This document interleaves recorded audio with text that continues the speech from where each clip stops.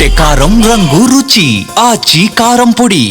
రామచంద్ర గారు ఇంతకుముందు రాకముందు చాలా చక్కటి సాంస్కృతిక కార్యక్రమాలు జరిగినాయి. నేను ఈ మధ్యన ఇటువంటి కార్యక్రమాలు చూడలేదు. మొట్టమొదలే శివుణ్ణి స్మరిస్తూ ఇద్దరు అబ్బాయిలు వాయిలిన్ వాయించడం, మరి వాళ్ళు కవలలో ఏదో తెలియదు కానీ కవలల మాదిరిగా నాకు అనిపించింది. చాలా చక్కగా వారు టీవీ కోసమా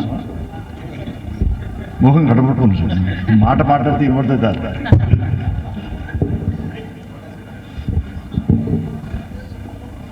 అదేవిధంగా వాజ్పేయి గారి గురించి, వందే మాతరం గురించి అమ్మాయిలు చాలా చక్కటి ప్రదర్శన ఇవ్వడం జరిగింది. కోరియోగ్రాఫర్ గారు భారతి గారు కూడా చాలా చక్కగా మాట్లాడడం. అసలు ఇటువంటి కార్యక్రమాలను సినిమాలో చూసినా, టీవీ సీరియల్లో కానీ టీవీలో చూసినా అంత ఆకర్షణీయంగా ఉండదు అని నాకు ఇవాళ అర్థమైంది. కేవలం వేదికల మీదనే ఇది బ్రహ్మాండంగా హృదయాలకు హత్తుకునే విధంగా ఉంటుంది.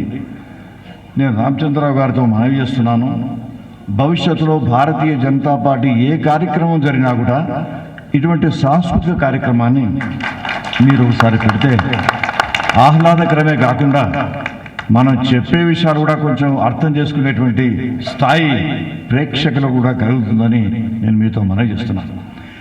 ఈ కార్యక్రమాన్ని మన అడ్వకేట్స్ అసోసియేషను చాలామంది పెద్దలు ఇదివరకు కూడా ఎన్నో కార్యక్రమాలు నిర్వహించినారు.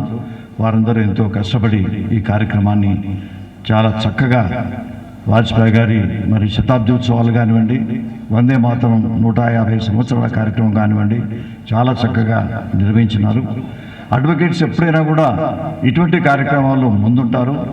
స్వాతంత్ర సమరంలో కానివ్వండి, ప్రత్యేక తెలంగాణ ఉద్యమంలో కానివ్వండి, ఏ ఉద్యమం వచ్చినా ప్రజలకు బాసటగా నిలవడంలో వారు వెనుకంజ వేరు.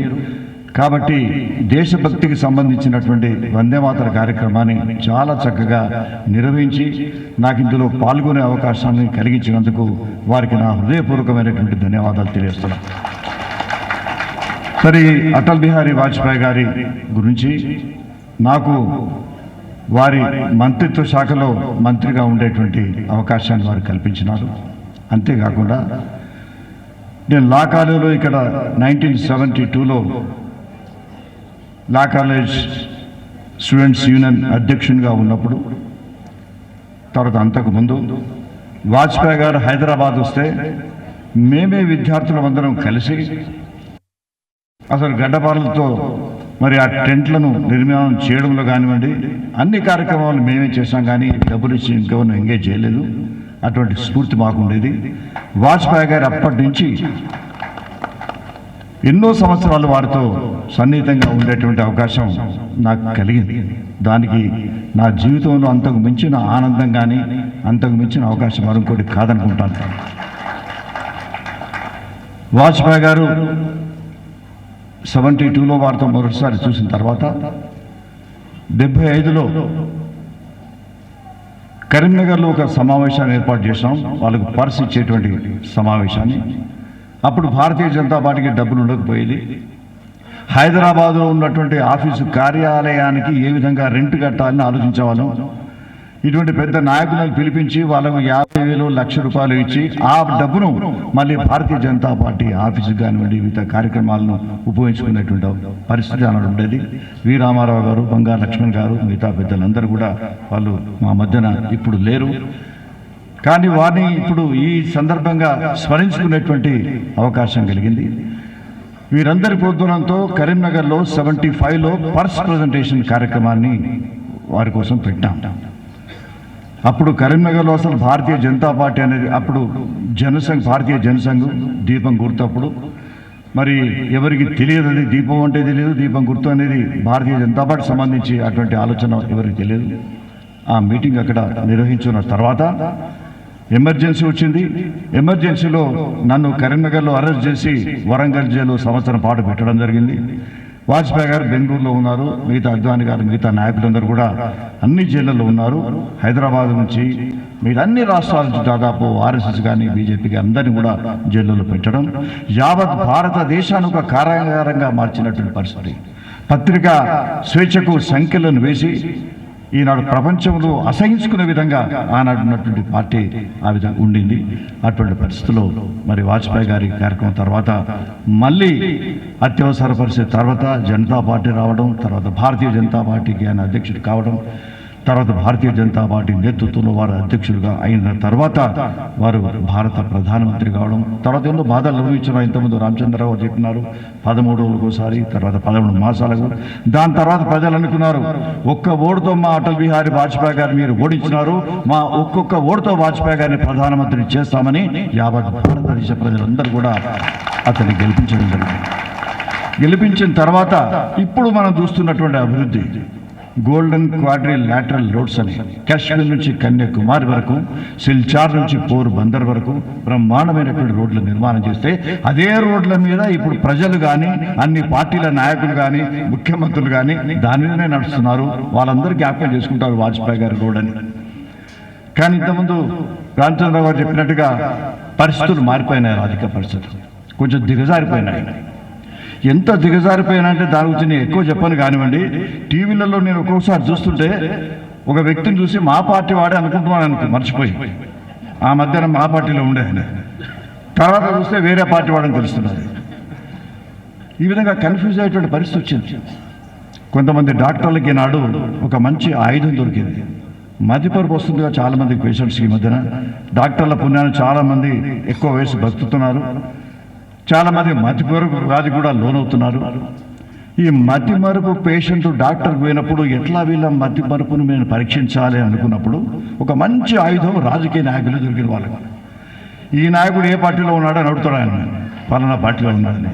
మరి ఆయన ఏ పార్టీలో ఉన్నా అంటాడు, ఈ పార్టీలో ఉంటాడు. అందులో ఏమైనా పొరపాటు దొరికితే అమ్మ మతిమరుపు నాకు వచ్చింది అనేటువంటి ఆలోచన. ఒకనాడు పేషెంట్ని ఈ విధంగానే చూస్తుంటే ఒక పేషెంట్కు డాక్టర్ మళ్ళీ పరీక్ష చేస్తూ ఇదే ప్రశ్న ఇస్తున్నాడు, ఈ నాయకుడు ఇక్కడ ఆయన ఇక్కడ అన్ని టకటకట చెప్తున్నాడు. చెప్తే డాక్టర్ ఏదో రాస్తున్నాడు.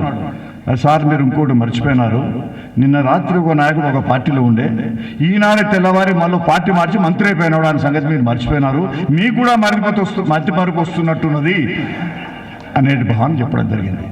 ఇటువంటి పరిస్థితి మనం చూస్తున్నాం.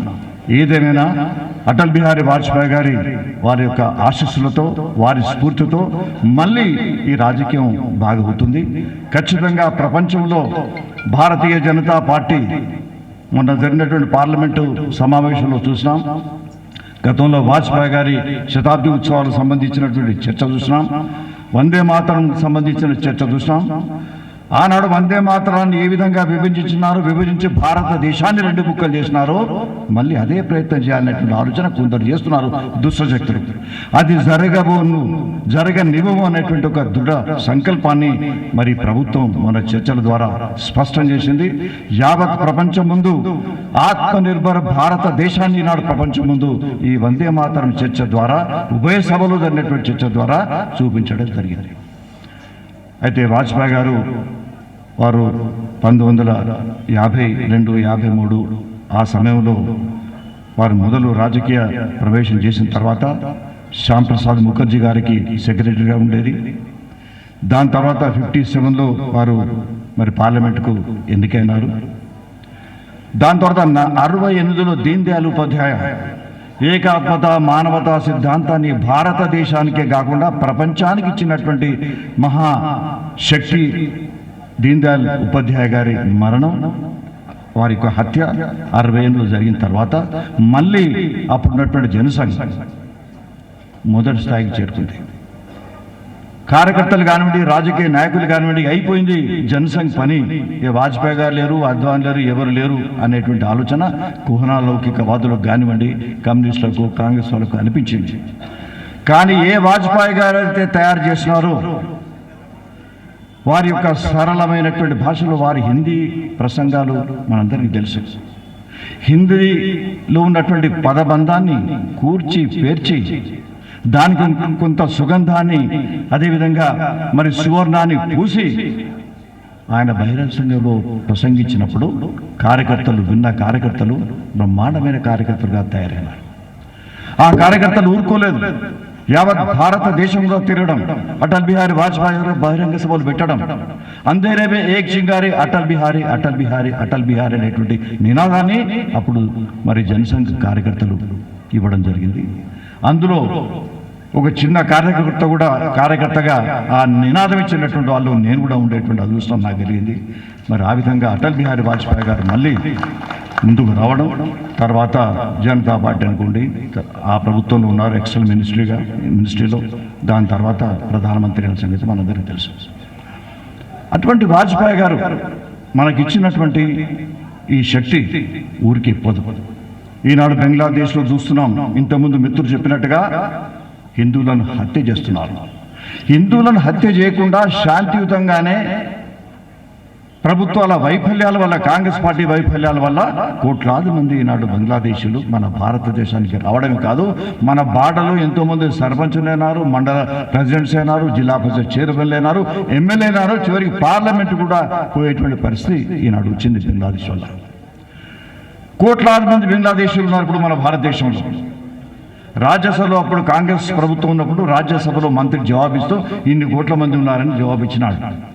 జవాబిచ్చిన వారం రోజులకే నేనేదో పొరపాటుగా చెప్పినాను, అంతమంది లేదు, కొంతమంది ఉన్నారని మళ్ళీ చెప్పడం జరిగింది. ఎందుకంటే అప్పుడే ఎలక్షన్స్ రాబోతున్నాయి కాబట్టి ఆ సంఖ్య తగ్గించినాడు. ఇటువంటి అపీస్మెంట్ వల్ల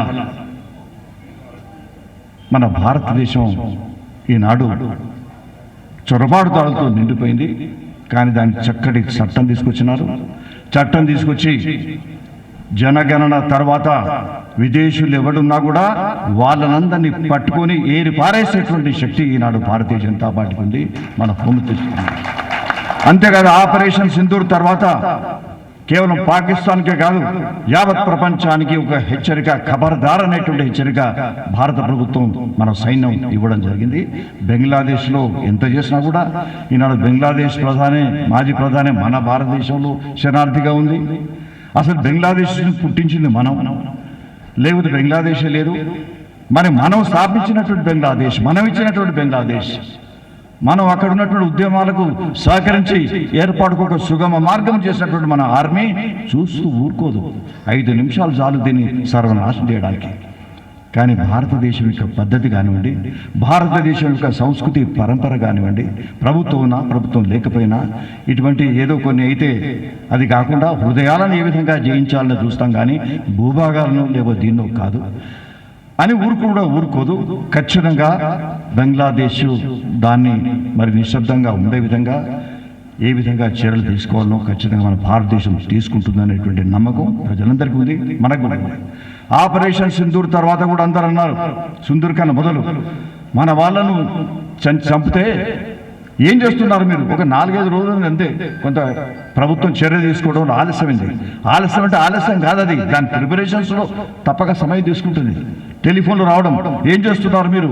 మన వాళ్ళని చంపడేసిన ఉగ్రవాదులు, మీరు ఏం చేస్తున్నారు? వాడు సిద్ధంగా రావడానికి, కానీ మన అడుగుతాడు మీరేం చేస్తున్నారు, ఎప్పుడు దండెత్తారని. కానీ ఆపరేషన్ సింధూర్లో మన మహిళలు వాళ్ళు చేసినటువంటి విరోచిత పోరాటం చూస్తే భారత మాతను మన వందే మాతంలో ఏ విధంగా వర్ణించుకుంటామో మహాకాళిని కానీ ఆ విధంగా వారి యొక్క ప్రవర్తన చూసినాం. వారు విరోచితమైనటువంటి పోరాటాన్ని ఆపరేషన్ సింధూర్లో మనం చూసినాం. అందుకోసం మరి మనం వెనుకంజ వేస్తున్నాం అనేటువంటి ఆలోచన కాదు. ఖచ్చితంగా ఒక బంగ్లాదేశ్ను వాళ్ళు సైలెంట్ చేయడమే కాదు, యావత్ ప్రపంచానికి కూడా మరొకసారి సంకేతం ఇచ్చేటువంటి సత్తా నరేంద్ర మోడీ గారి నేతృత్వంలో, నరేంద్ర మోడీ గారి గురించి ఈ సందర్భంలో చెప్పాల్సిన అవసరం లేదు మనకు.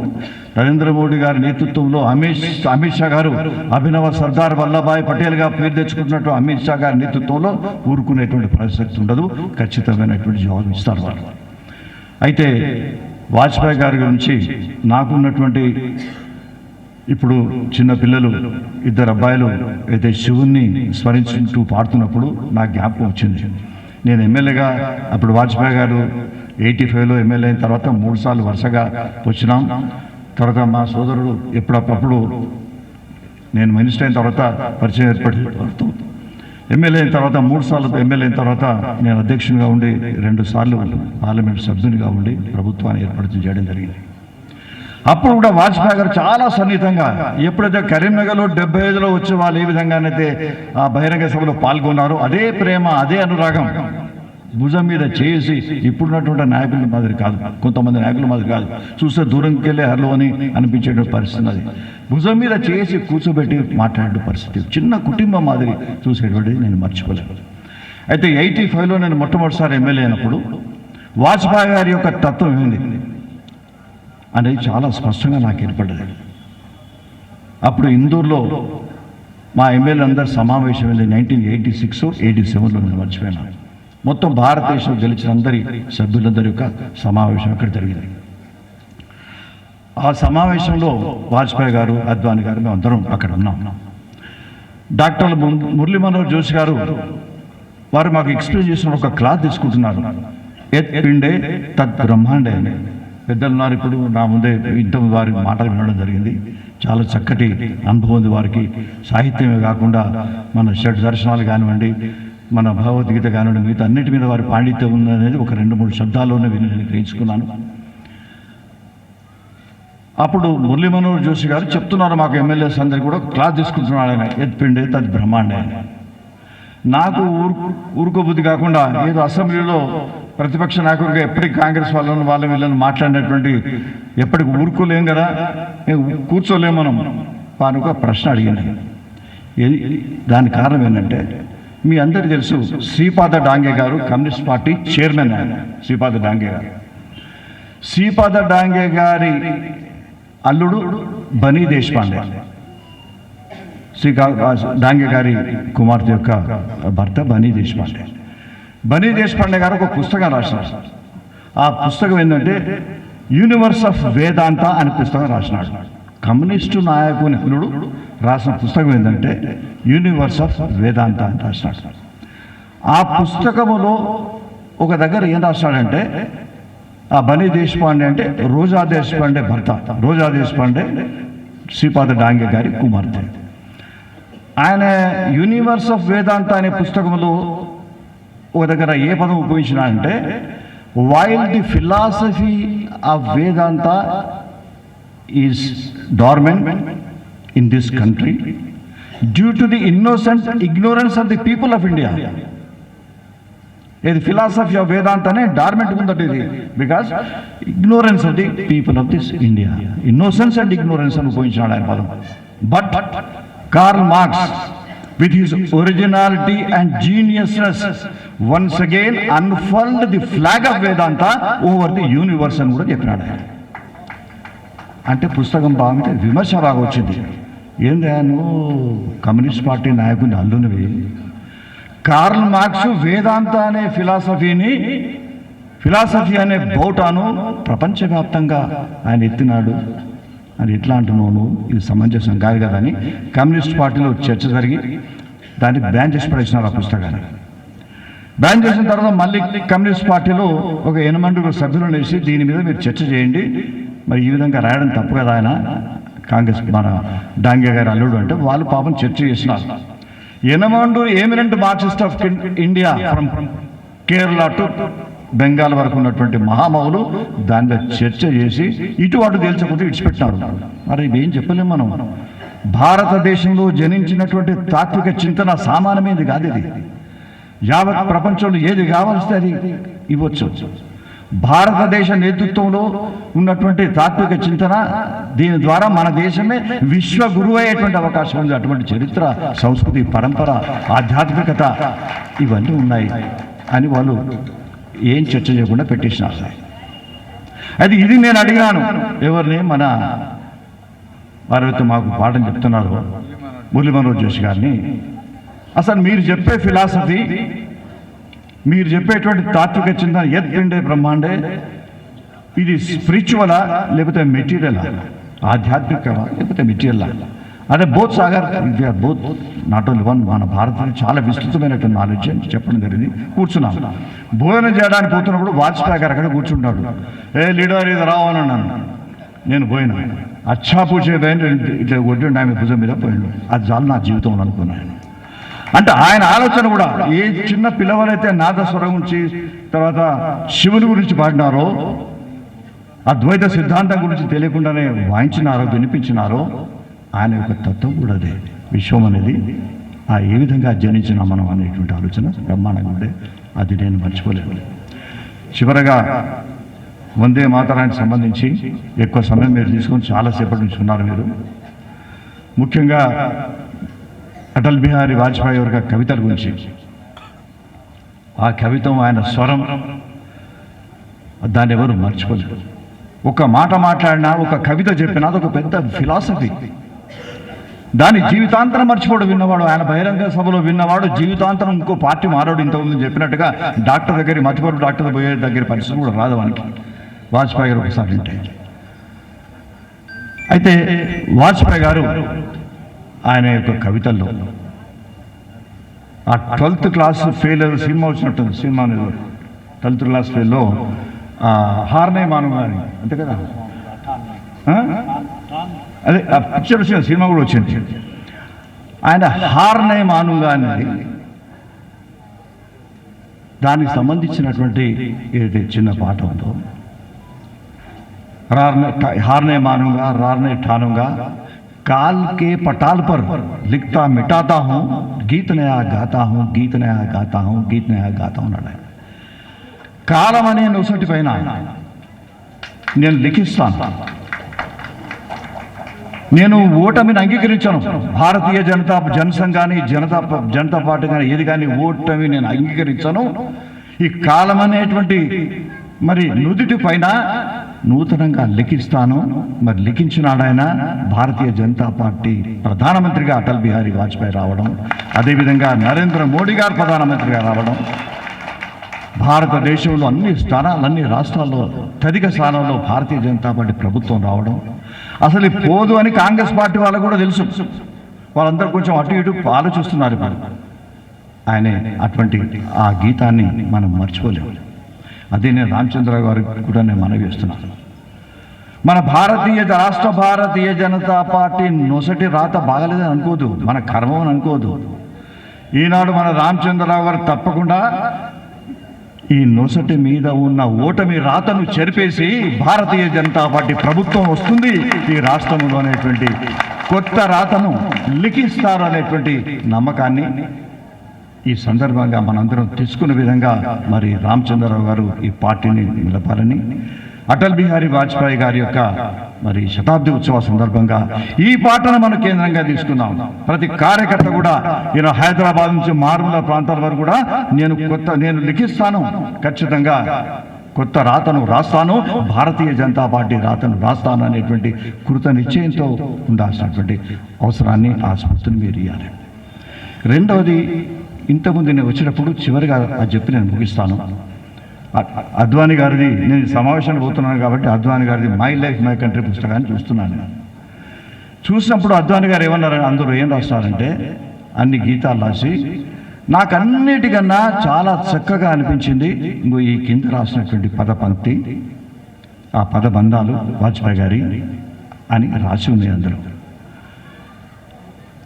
అందులో ఏముందంటే వాజ్పేయి గారు 10th క్లాస్ ఉన్నప్పుడు రాసినాడు. ఆయన స్వాతంత్రం వచ్చింది దేశానికి, మై స్వాతంత్ర హోకర్ అని మొదలుపెట్టాడు. రగరగ మై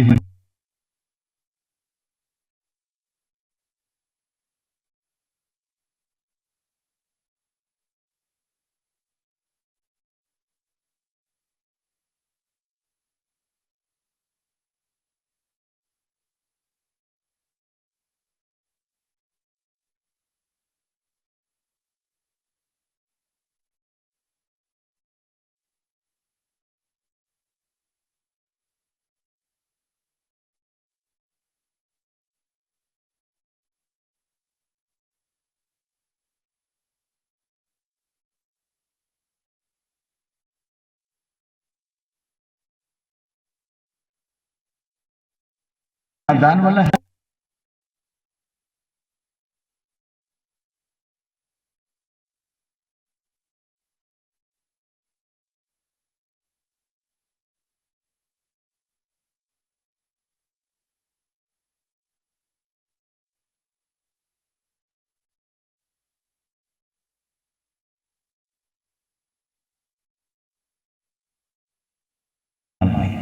నేను కాబూలు పోయి ఎక్కడ ఎన్ని మస్జిద్ను పలగొట్టినాను, ఏం చేసినాను అనేటువంటి ఆలోచన వారు చేయడం జరిగింది.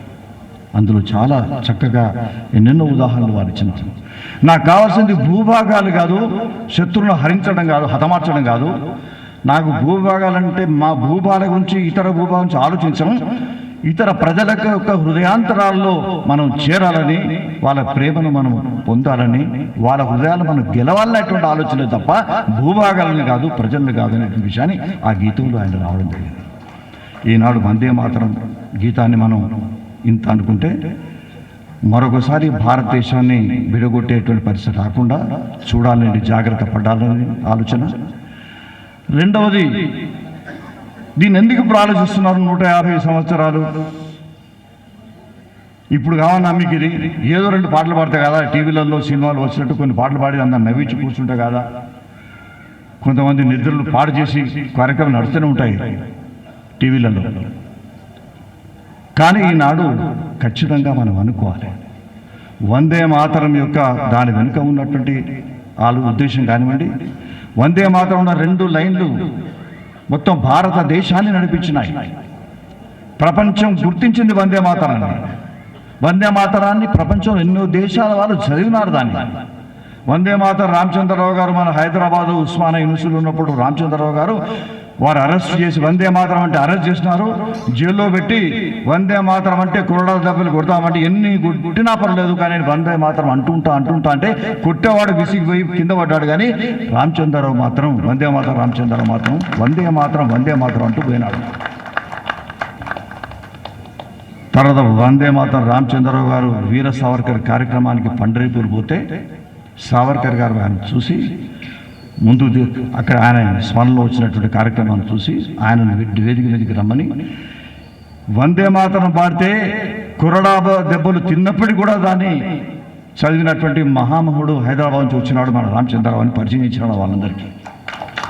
ఇటువంటి వందే మాతరం పివి నరసింహారావు గారు ఇంకెంతో మంది వందే మాతరం అన్నందుకు ఇక్కడికి రెస్ట్రిక్ట్ అయిపోతే వేరే ప్రాంతాల్లో చదువుకొని వచ్చి మళ్ళీ ఇక్కడికి వచ్చినారు.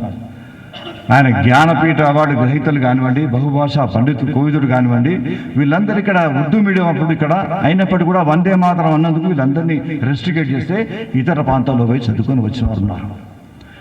దీనికి ఒక చక్కటి ఉదాహరణ ఏంటంటే పోలాండ్ ఉంది. ఎందుకు మీరు వందే మాతరం తీసుకుంటున్నారు? ఏం లేకపోతే సరిపోదా? 2 అక్షరాలు 2 సెంటెన్సెస్ చదివి ఊరుకుంటే కాదా అంటే కాదు. ఇది వందే మాతరం మన హృదయాంతరాల నుంచి రావాల్సిందే. యావత్ భారతదేశం మొత్తం చిన్న పిల్లలు దాన్ని చదవాల్సిందే. ఈ భారతదేశం తరతరాలు పరిడవిల్లాలంటే ఖచ్చితంగా వందే మాతరం మనకు తెలిసాలి. చక్కటి ఉదాహరణ పోలాండ్ నుంచి మనం తీసుకోవచ్చు. పోలాండ్ అప్పుడున్నటువంటి 1614 నుంచి 1918 వరకు 300 సంవత్సరాలు పోలాండ్ మీద రష్యా వాళ్ళు పోలాండ్ను జయించి 1600 సంవత్సరాలు జయించి 300 సంవత్సరాలు వాళ్ళు పరిపాలించినారు. 300 సంవత్సరాల తర్వాత దే గెయిన్డ్ ఇండిపెండెన్స్. ఈ 300 సంవత్సరాలకు ముందే వాళ్ళ రష్యన్స్ పోలాండ్ మీద దాడి చేసిన తర్వాత వెంటనే అక్కడ ఉన్నటువంటి ఒక స్క్వేర్ ఉంటుంది, వార్సాలో పట్టణంలో ఉన్నటువంటి ఒక స్క్వేర్లో కూడల్లో వాళ్ళకు చర్చ్ నిర్మాణం చేశారు. ఈస్టర్న్ ఆర్థోడాక్స్ క్రిస్టియన్ క్యాథడ్రల్ అని. ఈ క్యాథడ్రల్ నిర్మాణం చేసిన తర్వాత 300 సంవత్సరాలు గడిచిపోయింది. అందులో పూజలు చేసిన వాళ్ళందరూ క్రిస్టియన్స్ అందరూ కూడా 300 సంవత్సరాల తర్వాత మళ్ళీ పోలాండ్ తమ స్వాతంత్రాన్ని సాధించుకొని సార్వభౌమిక అధికారాన్ని సాధించుకున్న తర్వాత మొట్టమొదటి చేసే పని ఏంటంటే ఆ చర్చిను కూలగొట్టి. అరే 300 సంవత్సరాలు చర్చికి పోతే నువ్వు పూజలు చేసుకుంటారు, పెళ్ళిళ్ళు చేసుకుంటారు, అన్ననే మళ్ళీ మీరు దాని ఎందుకు కూలగొడుతున్నారంటే మళ్ళీ కడతాం మేము. ఎందుకంటే రష్యన్స్ కట్టినప్పుడు వాళ్ళు మతపరంగా కట్టలేదు, ఏదో క్రిస్టియన్స్ మీద ప్రేమ ఉండి కట్టలేదు, రాజకీయంగా కట్టినారు, మాకేదో మభ్య పెట్టడానికి కట్టినారు, కాబట్టి అది ఉండడానికి వీల్లేదు, మేము తీసేసాం అనేటువంటి ఒక భావన ప్రతి వ్యక్తికి, మానవునికి జంతువులకు ఉండదు కానీ మానవుడైన వారికి ఖచ్చితంగా ఉంటుంది. Poland is a very good example. కాబట్టి మనం ఏదైతే మరి వందే మాతరణాన్ని హృదయాంతరాల నుంచి మనం పాడాల్సినటువంటి అవసరం ఉంది. దానితోనే మన వచ్చేటువంటి జాతి జీవనానికి మళ్ళీ ప్రపంచవ్యాప్తంగా మళ్ళీ విశ్వగురు కావాలంటే వందే మాతరమే మన పెదవుల నుంచి మరి రావాల్సినటువంటి అవసరం ఉంటుంది. అటల్ బిహారీ వాజ్పేయి గారు నిర్మాణం చేసినటువంటి మరి ఈ యొక్క కార్యకర్తల సౌధం ఖచ్చితంగా భారతదేశమే కాకుండా ప్రపంచాన్ని కూడా ఒక దారి చూపెడుతుంది. ఇప్పుడు హింసావాదంతో అందరూ సతమతమవుతున్నారు, ఉగ్రవాదంతో సతమతమవుతున్నారు. ఏ ఉగ్రవాదంతో సతమతమయ్యే దేశం కూడా నరేంద్ర మోడీ గారి నాయకత్వం కావాలనేటువంటి ఆలోచన చూస్తున్నారు. అటువంటి పరిస్థితి నాడున్నది. గతంలో మన ప్రైమ్ మినిస్టర్ ఎవరైనా వేరే దేశం ప్రైమ్ మినిస్టర్ కెనడీనో వాళ్ళు కలిస్తే అదొక పెద్ద ఆశ్చర్యకరమైన విషయం ఉండేది. ఈనాడు మన నరేంద్ర మోడీ గారి ఛాయ పాని కోసం సుల్తానాబాద్ పోయినట్టు పోతున్నాడు, అన్ని ప్రధానమంత్రులు కలుస్తున్నాడు. ఇటువంటి ఆలోచన మనకు ఉంది, మన గౌరవం ఉంది. ఆ గౌరవం వెనుక వందే మాతరం కానివ్వండి, అటల్ బిహారీ వాజ్పేయి గారు కానివ్వండి, భారతీయ జనతా పార్టీ సిద్ధాంతం ప్రణాళిక విధానం కానివ్వండి, మరి దీన్ దయాళ్ ఉపాధ్యాయ గారి యొక్క ఏకాత్మ మానవతావాద సిద్ధాంతం కానివ్వండి, వీటన్నిటిని కూడా ముందుకు తీసుకుపోవడానికి మరొకసారి ఈనాడు మనం పునరుద్ఘాటన చేసుకునే విధంగా మన అడ్వకేట్ సోదరులందరూ కూడా ఈ కార్యక్రమాన్ని నిర్వహించినందుకు నా హృదయపూర్వకమైనటువంటి ధన్యవాదాలు, నమస్కారాలు తెలియజేస్తూ సెలవు తీసుకుంటున్నాను. భారత్ మాతా కీ జై. గుమగుమల వంటలే వంటలే తెరకొట్టే కారం రంగు రుచి ఆచి కారం పొడి.